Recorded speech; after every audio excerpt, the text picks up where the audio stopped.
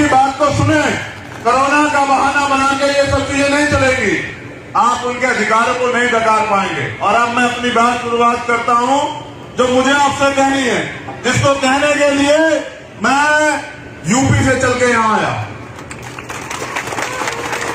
करुणा के सागर तथागत गौतम बुद्ध, संत श्रोमणी सतगुरु रविदास जी महाराज, भगवान वाल्मीकि महाराज, गुरु नानक देव, संत कबीर, परिवर्तन के नायक राष्ट्रपिता ज्योतिबा फूले, मां फातिमा शेख, मां सावित्रीबाई फूले, आरक्षण के जनक छत्रपति साहू जी महाराज और वीर परमवीर योद्धा जिनका आज परिनिर्वाण दिवस है छत्रपति शिवाजी महाराज, नारायण गुरु, पेरियर रामा नायकर स्वामी, पेरियर लल्लई यादव,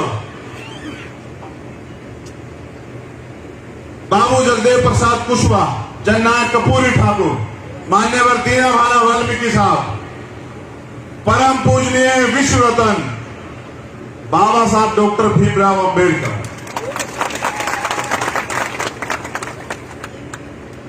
वीर शहीद करतार सिंह सराफा, शहीद आजम सरदार भगत सिंह, अशफाक उल्लाह खां, सरदार उधम सिंह, डॉक्टर एपीजे अब्दुल कलाम साहब और मेरे रहबर, मेरे गुरु, मेरे आदर्श मान्यवर साहब श्री काशीराम, आप सभी को नमन करते हुए, उड़ीसा की धरती को नमन करते हुए, यहां की महान जनता, 1848 से चला सामाजिक परिवर्तन का आंदोलन जो राष्ट्रपिता ज्योतिबा फूले के नेतृत्व में चला, जिसको राष्ट्रपिता ज्योतिबा फूले के जाने के बाद बाबा साहब अम्बेडकर ने चलाया, जिसको बाबा साहब अम्बेडकर के जाने के बाद मान्यवर साहब श्री काशीराम ने चलाया और मान्यवर साहब श्री काशीराम के जाने के बाद भीम आर्मी के समर्पित कार्यकर्ताओं ने और देश दुनिया में रहने वाले बहुजन समाज के जिम्मेदार निष्ठावान मिशनरियों ने चलाने का काम किया। और जिसको आज सिद्धांतिक रूप से चलाने का मौका मुझे मिला, उस आंदोलन की गरिमा को समझते हुए यहां उपस्थित तमाम जिम्मेदार साथियों, ये भारत है, एक लोकतांत्रिक देश। लोकतंत्र की स्थापना इसलिए हुई थी कि जब सरकार बदली, अंग्रेज चले गए और यहां रहने वालों के लोगों के हाथ में सत्ता आ गई, गरीब तो गरीब रह गया, अमीर अमीर रह गया। जिनके पास जमीनें थी, अधिकार थे, वो जमीनों वाले जमीन पे काबिल हो गए, लेकिन जो गरीब था देश का 90% गरीब गरीब रह गया, उसकी सुध नहीं ली किसी ने। तो लोकतंत्र इसलिए बनाया, ताली छोड़ के मेरी बात पे गौर करें, लंबे समय से हम लोग ताली बजा रहे थे आंदोलन में।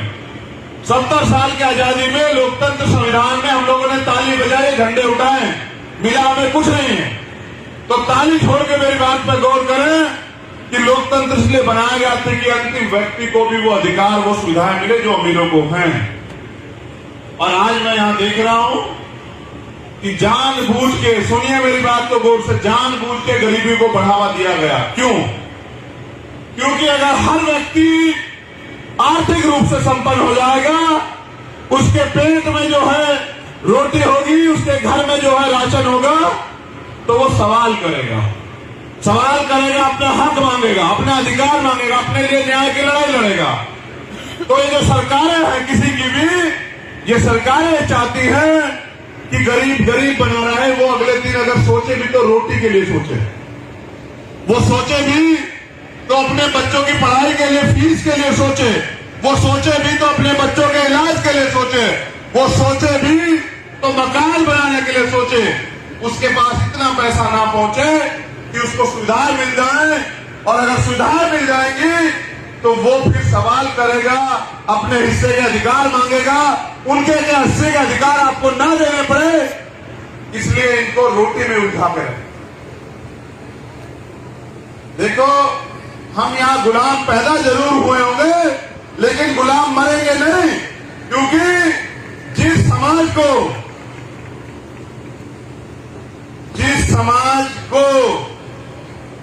गुलामी की आदत पड़ जाती है, जिस समाज को मुफ्त में खाने की आदत पड़ जाती है, जैसे सरकार देती है ना, 2 रुपए किलो चावल, 1 रुपए किलो चावल, 4 रुपए किलो चावल, जिस समाज को मुफ्त में खाने की आदत पड़ जाती है वो समाज कभी क्रांति नहीं कर सकता, और जो समाज क्रांति नहीं कर सकता है वो कभी शासक नहीं बन सकता है, और जो समाज शासक नहीं बनेगा उसको ना न्याय मिलेगा ना अधिकार मिलेगा। और जिस समाज के पास शासक जिम्मेदारी नहीं होगी, शासक वर्ग जो समाज नहीं होगा, उनकी बहन बेटियों के साथ अन्याय अत्याचार जारी रहेगा, उनका सामाजिक बहिष्कार भी होगा, मूछें रखने पे उनकी हत्याएं भी होंगी, घोड़ी पे चढ़ने पे उनको बेइज्जत भी किया जाएगा, आगे बढ़ने पे उनके रास्ते रोके भी जाएंगे, उनको तमाम तरह से तड़फाया जाएगा, पिछाड़ा जाएगा।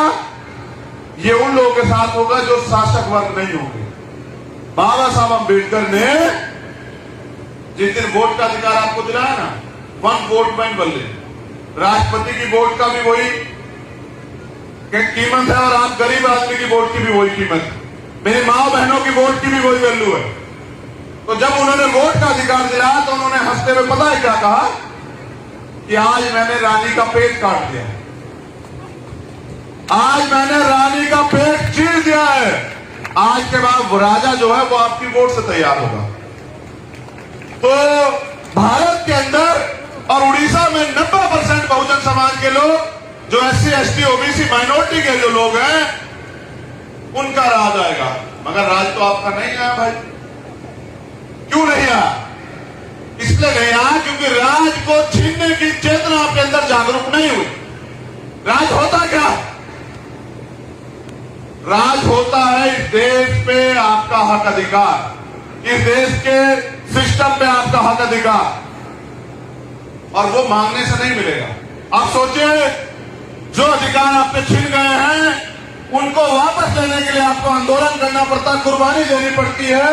आप राज व्यवस्था छीनने की बात कर रहे हैं, आप सरकार बनाने की बात कर रहे हैं, इसमें तो तमाम मुसीबतें हैं। ये लोग आपकी हत्याएं भी करेंगे, आप पे झूठे मुकदमे भी करेंगे, आपकी सभाएं भी कैंसिल कराएंगे, आपको पीटेंगे भी। तो मांगने से तो राज नहीं मिलेगा, राज को छीनने के लिए लड़ना पड़ेगा, और लड़ने के लिए भाई पढ़ना पड़ेगा। समझ रहे हो नहीं समझ रहे हो? पहले अपनी पढ़ाई को मजबूत करो, और पढ़ाई को मजबूत करके इस देश में जो राज व्यवस्था है, जहां गरीब का बेटा भी नेता बन सकता है। क्या तुम में से कोई गरीब का बेटा नेता बना? बताओ, बना या नहीं बना? क्यों नहीं बना? आपका भाई नहीं खड़ा है आपके सामने, ये भी तो आपकी तरह गरीब का बेटा है। देखो सुनो, मेरे पिताजी प्राइमरी स्कूल के हेडमास्टर थे, और उनको नौकरी मिली बाबा साहब के दिए गए आरक्षण से। अगर आरक्षण ना होता तो आज चंद्रशेखर ना होता। तो जब मेरे पिताजी को नौकरी मिली तो उन्होंने अपनी सारी ताकत मुझे पढ़ाने पे लगाई, और जब मैं पढ़ा, मैंने मूवमेंट को जाना, मैंने महापुरुषों का इतिहास पढ़ा, मैंने लाठियां खाई, जेल झेली, लेकिन जब मैंने 16 महीने पहली बार जेल काटी ना, मैं हर एक रात ये जाग के जो है ना सोचा करता था कि मुझे कभी मौका मिलेगा तो मैं ये गुलामी अपने लोग की काट, जड़ से काट दूं मैं गुलामी, जो गुलामी हमारे लोगों पर थोपी गई है, जिस गुलामी की वजह से हमारे लोग आज भी रोटी रोटी के मोहताज। देखिए, हर एक दिन मैंने सोच के काटा कि मैं मौत से नहीं डरता हूं, मैं जेल से नहीं डरता हूं, मैं मुकदमे से नहीं डरता हूं। मैं तो मुख्यमंत्री कहता हूं कि अगर हमारे लोगों पर अत्याचार होगा तो 2 अप्रैल जैसा आंदोलन यहां उड़ीसा में भी कर दूंगा, तुम जेल बड़ी करके रखना। क्योंकि मेरे ऊपर जिम्मेदारी ज्यादा, इसलिए उड़ीसा कम आता हूं। मैं पहली बार उड़ीसा भले आया, लेकिन आखिरी बार नहीं आया हूं। मैं बार बार उड़ीसा आऊंगा, क्योंकि आज आपने साबित कर दिया कि उड़ीसा के लोग परिवर्तन चाहते हैं। तो जब मैं जेल में था तो रोज ये सोचा करता था कि भाई ये कैसी जिंदगी, जहां ना तो बोलने का अधिकार है, ना ही घूमने का अधिकार है, ना ही चलने का अधिकार है, ना ही जो है वो अधिकार जो संविधान देता है वो अधिकार है। तो भाई ये कैसी जिंदगी, तो गुलामी है। तो मैंने कहा भाई ये गुलामी जो है काटनी, इसके लिए घर घर जाके लोगों को तैयार करना है। तो मैं तो धन्यवाद देता हूं यहाँ की टीम का, हमारे माननीय अध्यक्ष जी और उनके तमाम जिम्मेदार साथी, हमारी महिला नेत्री हमारे इस मंच पर जो बैठे जिम्मेदार लोग हैं, मैं उन सबका धन्यवाद देता हूं कि उनकी मेहनत की वजह से उड़ीसा में आने का मुझे मौका मिला। अब मैं आपको बताता हूं लोकतंत्र होता क्या है, राज व्यवस्था में क्या क्या गारंटी जो है आपकी है। मेरी बात को गौर से सुनना अध्यक्ष जी आपकी। ये लड़ाई जो है ना, ये सिर्फ रोटी कपड़ा मकान की नहीं, ये लड़ाई है स्वाभिमान की, ये लड़ाई है सम्मान की, ये लड़ाई है हक अधिकार की, और ये लड़ाई है देश में अपनी हुकूमत की, अपने राज की।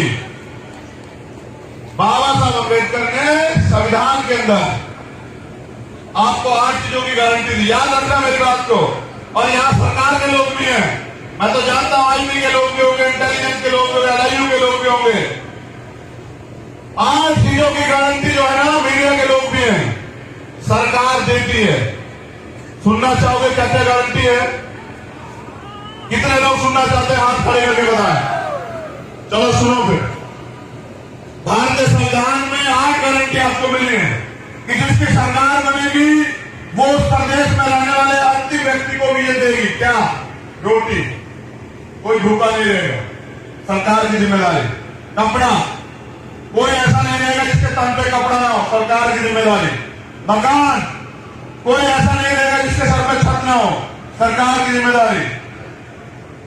चिकित्सा, कोई भी है आदमी अच्छा ना इलाज मिलेगा, किसी की जान नहीं जाएगी, सबको मुफ्त में इलाज मिलेगा, ये जिम्मेदारी सरकार की। शिक्षा, हर व्यक्ति को शिक्षा मिलेगी, किसकी जिम्मेदारी? सरकार की। बेहतर से बेहतर शिक्षा। आज अगर मैं यहां बोल रहा हूं ना, तो शिक्षा की बोलो। रोटी, कपड़ा, मकान, चिकित्सा, शिक्षा, सुरक्षा। क्या? अंतिम व्यक्ति को भी सुरक्षा देगी सरकार। कोई किसी में अन्याय अत्याचार नहीं कर सकता, जो करेगा वो जेल जाएगा, उसको सजा होगा। और ये पुलिस व्यवस्था इसीलिए, समझ लो, ये आप पे अत्याचार करने के लिए नहीं, सरकार की चाटुकारिता करने के लिए नहीं है। इनको तनख्वाह इसलिए मिलती है कि आपकी सुरक्षा करें। 7वीं गारंटी, रोजगार। हर व्यक्ति के जीवन को अच्छा बनाने के लिए सरकार रोजगार देगी, और रोजगार नहीं देगी तो रोजगार भत्ता देगी।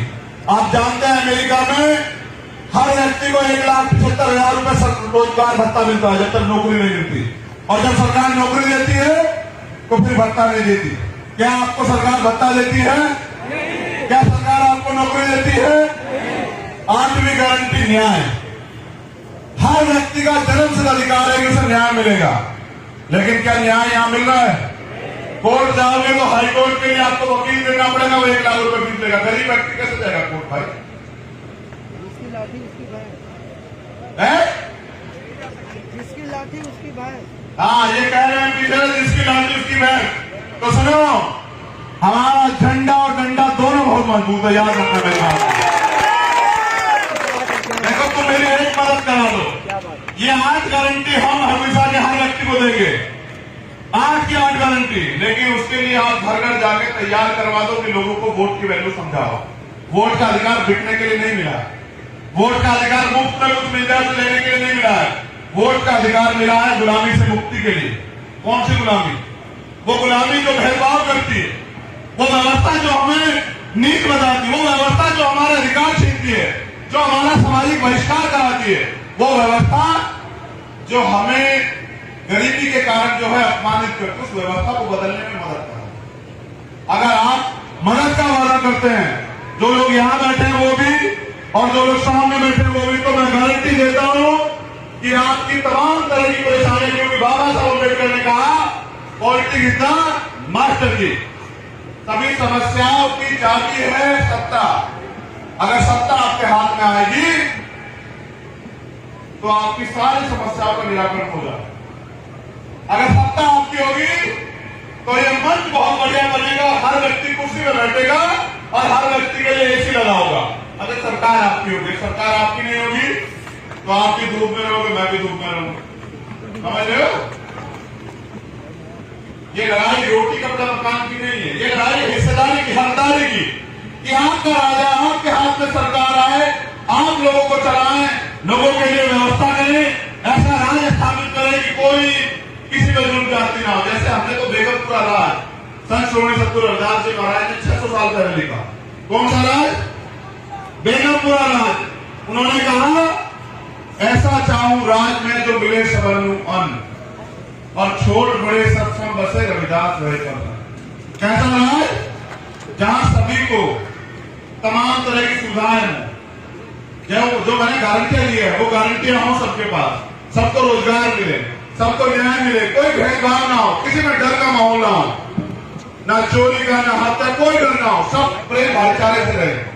लेकिन सुनो, कमजोर और ताकतवर में कभी समझौता नहीं होता।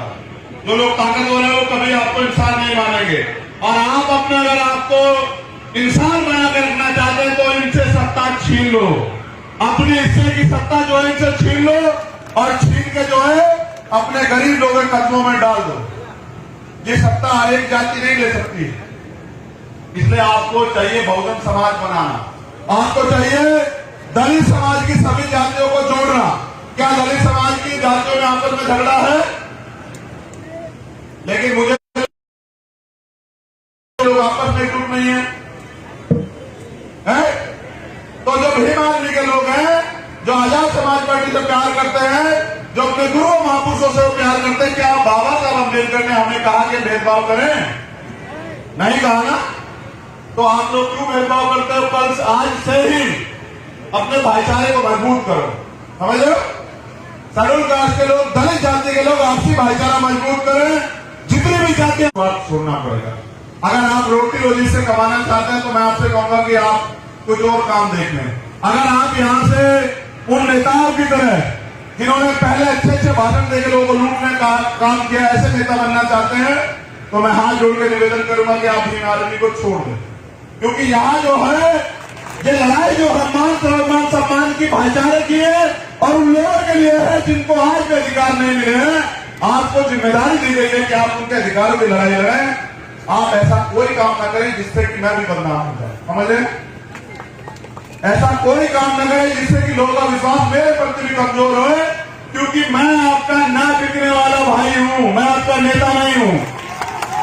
मैं आपका वो भाई हूं जिसने गरीबी से निकल के अपनी मेहनत के दम पे दुनिया के अंदर टाइम्स मैगजीन में अपना नाम तैयार करवाया। आप लोगों ने दुनिया के अंदर 193 देश हैं, कितने देश हैं, और भारत पूरी दुनिया से 100 लोग, और भारत की आबादी 136.64 करोड़, यानी कि 137 करोड़, उनमें से सिर्फ आपका खून, आपका अपना व्यक्ति, जिसको दुनिया ने माना कि ये व्यक्ति जो है भविष्य को साकार कर रहा, आने वाले कल का सबसे बड़ा नेता बनेगा।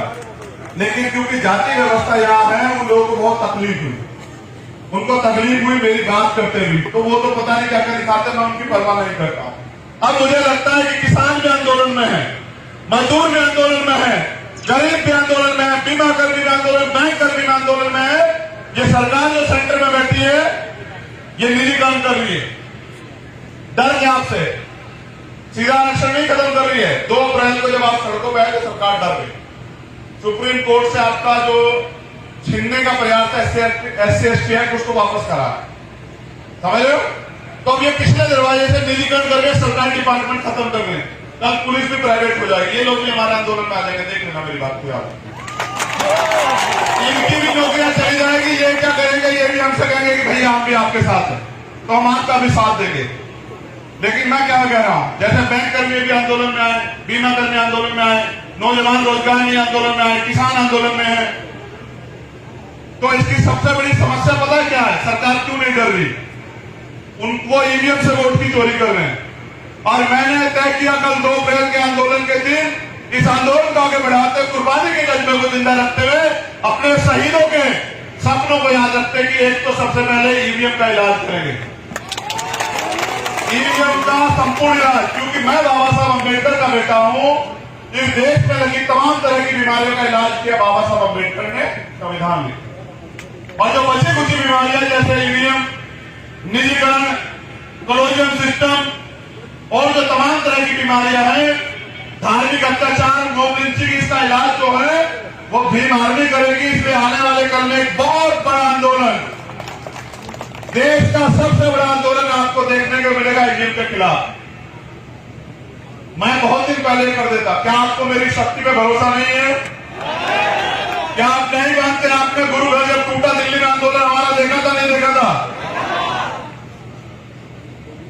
मैं ये आंदोलन बहुत पहले कर देता, लेकिन मैंने इसलिए नहीं किया। मैं उन नेताओं की इंतजार देख रहा था जो चुनाव में वोट मांगने तो आते हैं और चुनाव के बाद कहते हैं से हरा दिए गए। जब मैंने देखा कि उन्हें कुछ करना ही नहीं है, वो तो सिर्फ और सिर्फ अपनी रोटी रोजी चला रहे हैं, तो मैंने समझा कि बाबा साहब अम्बेडकर ने ये कहा कि राजनीति में हिस्सेदारी न करने का सबसे बड़ा नुकसान ये कि योग्य लोग आपके ऊपर शासन कर रहे हैं और करते रहेंगे। आज चाय बेचने वाले देश चला रहे, देश बेच रहे हैं, और जिनको देश चलाना चाहिए, संविधान को मानने वाले लोग, वो लोग सड़कों पे बैठे हैं। तो मैंने जिम्मेदारी अपने कंधों पे ली, क्योंकि मेरे गुरु, मेरे आदर्श मानने वाले साहब श्री काशीराम ये कहते थे कि मुर्दा लोग मिशन नहीं चलाते, मुर्दा लोग मिशन नहीं चलाते हैं और जिंदा लोग रुकने नहीं देते। तो मैंने एमपी एमएलए बनना स्वीकार नहीं किया। एमपी एमएलए बनना होता तो मैं वहां होता, यूपी के अंदर, उड़ीसा में नहीं होता। मैंने तय किया कि मैं मानव काशीराम साहब के सिद्धांतों पर चल के, आदर्शों पर चल के पूरे देश में घूम घूम के वंचित वर्ग के लोगों को इकट्ठा करूंगा, उनके अंदर राजनीतिक चेतना जागरूक करूंगा, और रिक्शा चलाने वाला, साइकिल चलाने वाला, मजदूरी करने वाला, भट्टे पे काम करने वाला, साहूकार के यहाँ नौकरी करने वाला हर एक व्यक्ति जो है सोचेगा कि किस तरह हम राज नामने देश। इसलिए मुझे अपने लोगों में राजनीतिक चेतना स्थापित करनी है कि वो समझे कि राज की व्यवस्था में कितनी ताकत है। सरकार भगवान तो नहीं होती भाई, लेकिन भगवान से कम भी नहीं, समझ रहे हो? एक मरे हुए आदमी को जिंदा नहीं कर सकती सत्ता, वरना सारे काम कर सकती है। आप भगवान से रोज मांगते हैं कि मुझे दे दो, मुझे दे दो। आप सत्ता बना लो, आप मांगोगे बाद में, आपको पहले मिल जाएगा। आप याद रखना मेरी बात। मनीष, ये इधर देखो कितने लोगों ने हाथ बार का देखो जरा एक बार। चलो अब हाथ नीचे करो।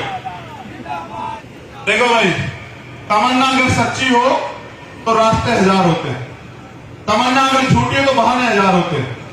तुम सच्ची तमन्ना करके जितने लोग बैठे हो, अगर इतने लोग काम पे निकल जाओगे तो मैं गारंटी देता हूं आधे लोग भी, तो यहाँ पे 90% जो है आबादी वो बहुजन समाज की है, एससी एसटी ओबीसी माइनॉरिटी की है।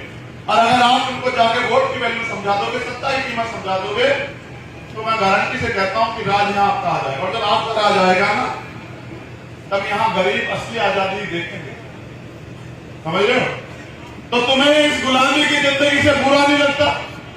तुम्हें नहीं लगता कि गुलामी की जिंदगी खत्म होनी चाहिए? बताओ कितने लोगों को लगता है कि गुलामी खत्म होनी चाहिए? तो गुलामी मांगने से खत्म तो नहीं होगी। मांगने से क्या मिलता है? मांगने वाला क्या होता है? तो तुम लोग भिखारी हो गए, तो फिर मांगने वाला क्यों बने हो? देने वाला क्यों नहीं बनना चाहते? देने वाला बनने के लिए देने वाली सोच भी चाहिए। तो आपसी भाईचारा स्थापित करो। तुम्हें जातियों में दूसरे लोगों ने बांटा, तुमने जातियां नहीं बनाई, समझ रहे हो? इंसान की जाति नहीं होती। अगर जाति होती तो मैं पूरी ईमानदार से कह रहा हूं कि आप किसी भी व्यक्ति को जो पैदा हो जाए बच्चा, किसी भी दूसरे व्यक्ति के घर में, वो किसी भी जाति धर्म का, उसको रखवा दो, और वहां वो पले बड़े, क्या आप बता दो किस जाति का? नहीं बता सकते ना। तो जातियां इंसानों में नहीं होती, जातियां तो होती है जानवरों में, जिनको पहचानना पड़ता है। यहाँ तो हम एक जैसे लोग हैं। ये जातियां इसलिए बनाई क्योंकि जाति की वजह से कुछ लोगों को फायदा है, और कुछ लोगों को ये फायदा है कि वे कहते हैं कि आप तो जाति की वजह से नीच है। हम ना तो जाति की वजह से नीच है, ना काम की वजह से नीच है। हम काम कमा के खाते हैं, मेहनती लोग हैं हम, जो है चोर लुटेरे घुसपैठे नहीं, समझ रहे हो?